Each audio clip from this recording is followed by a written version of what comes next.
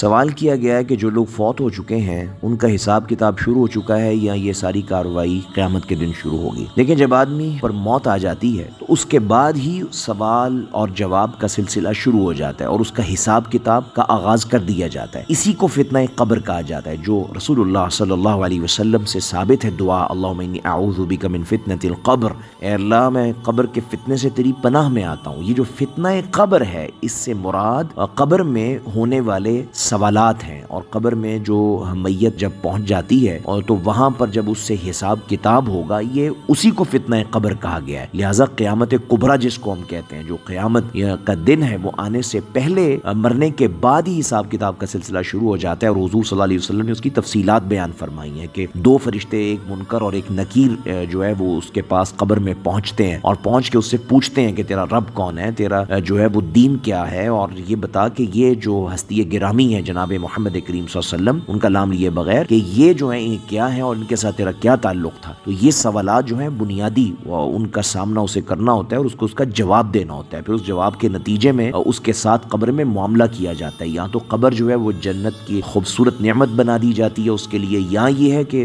قبر کو اس کے لیے جہنم کا گڑھا بنا دیا جاتا ہے، اور وہ وہاں پر اس کو جو ہے عذاب کی جو ہے مختلف صورتیں اس پر رونما ہو جاتی ہیں۔ تو یہ صورتحال ہے، اور یہ معاملہ جو ہے چلتا رہتا ہے پھر اسی طریقے سے یہاں تک کہ قیامت کبریٰ قائم ہو جائے گی، اور قیامت کا دن ہوگا، اور پھر قبروں سے جو ہے وہ زندہ کر کے ان کو اٹھایا جائے گا، اور جب اٹھایا جائیں گے تو وہاں پر اللہ تبارک و تعالیٰ پھر مزید سوالات کریں گے، اور حساب کتاب کا ایک اور اگلا دور شروع ہوگا، جس کی تفصیلات حضور نے بیان فرمائی کہ وہاں پہ بعض روایات میں آتا ہے 4 بنیادی سوال ہوں گے، بعض روایات میں آتا ہے 5 بنیادی سوال ہوں گے، اور پھر اس کے بعد جو ہے توحید کی بات ہوگی، پھر اس کے بعد حقوق اللہ کی بات ہوگی، اور سب سے آخر میں جنت میں داخل ہونے سے پہلے